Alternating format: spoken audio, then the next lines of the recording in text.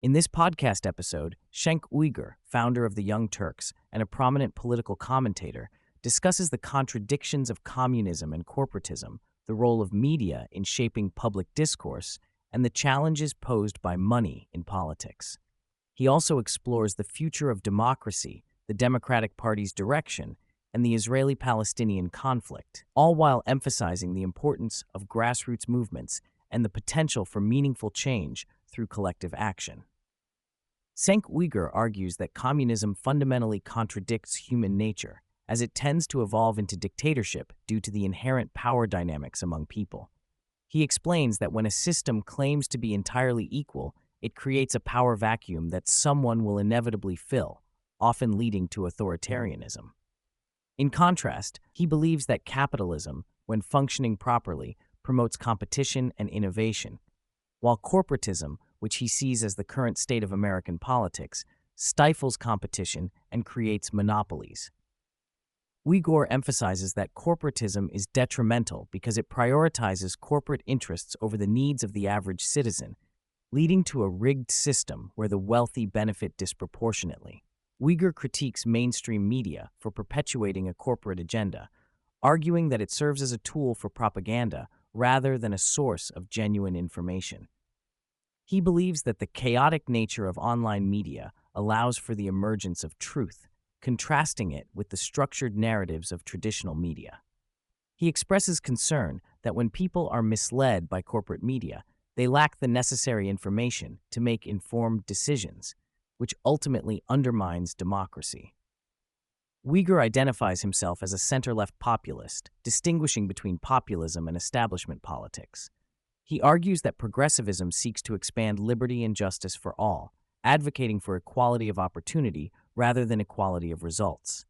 He believes that the political spectrum is not merely left versus right, but also includes a populist versus establishment dimension.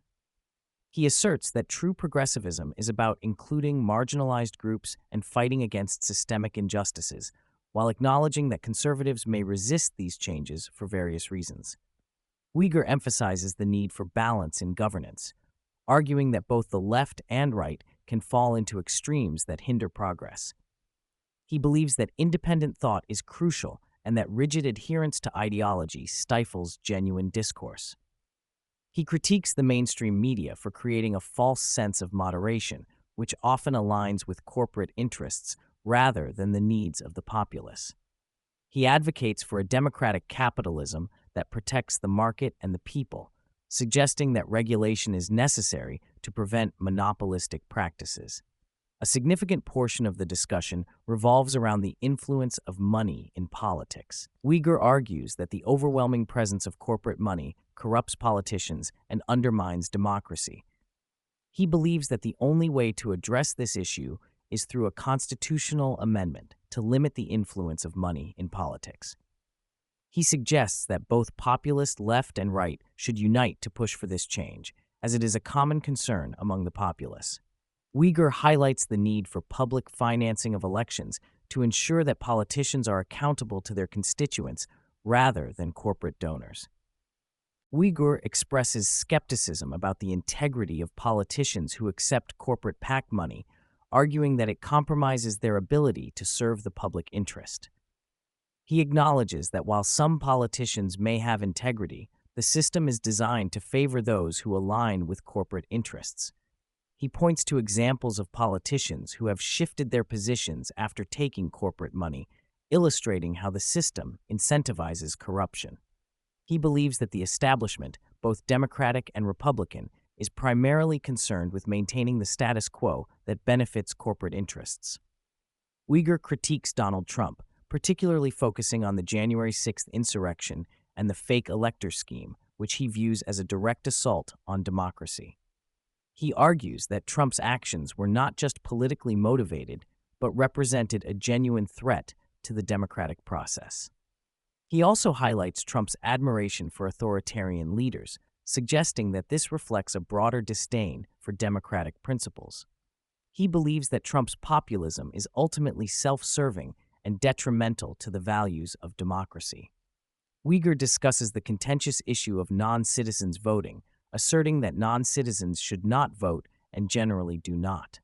He clarifies that while voter fraud is exceedingly rare and not enough to sway elections, the registration process does require proof of citizenship.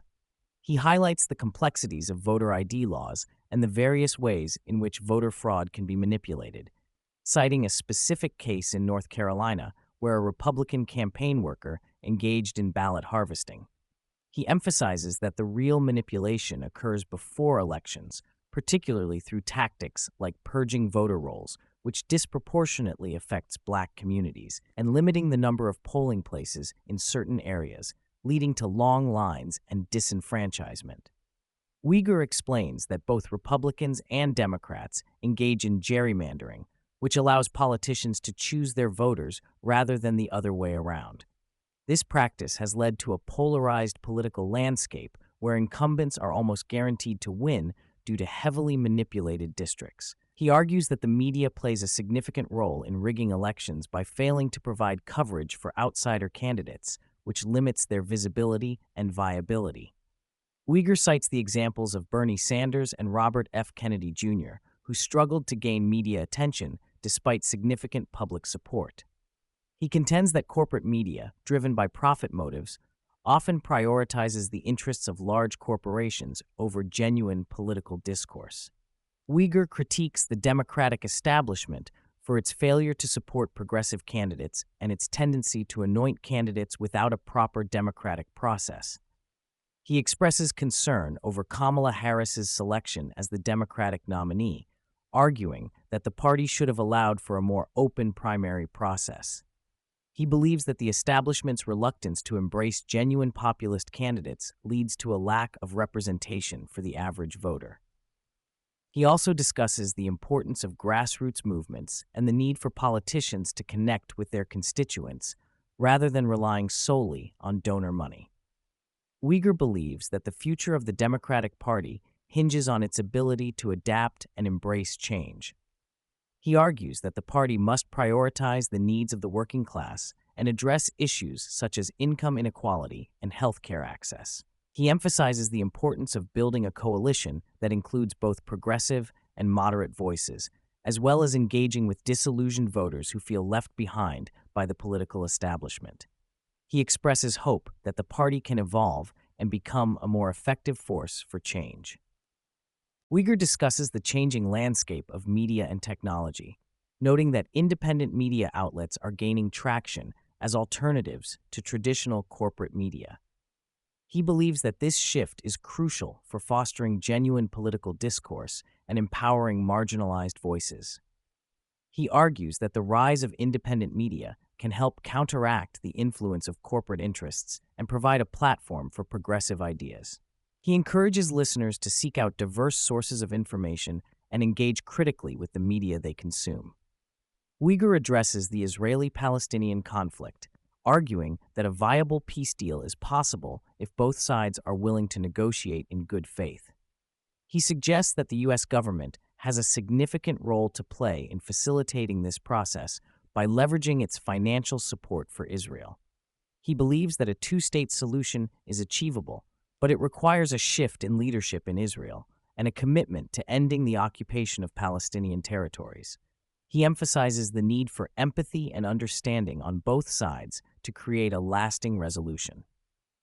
Uygur concludes with a message of hope, asserting that humanity has a natural inclination toward empathy and cooperation. He believes that the majority of people desire positive change and that history shows a consistent trend toward progress. He argues that while challenges remain, the collective will of the people can lead to meaningful transformation. He encourages listeners to remain engaged and active in the pursuit of justice and equality, emphasizing that change is possible when individuals come together to advocate for a better future.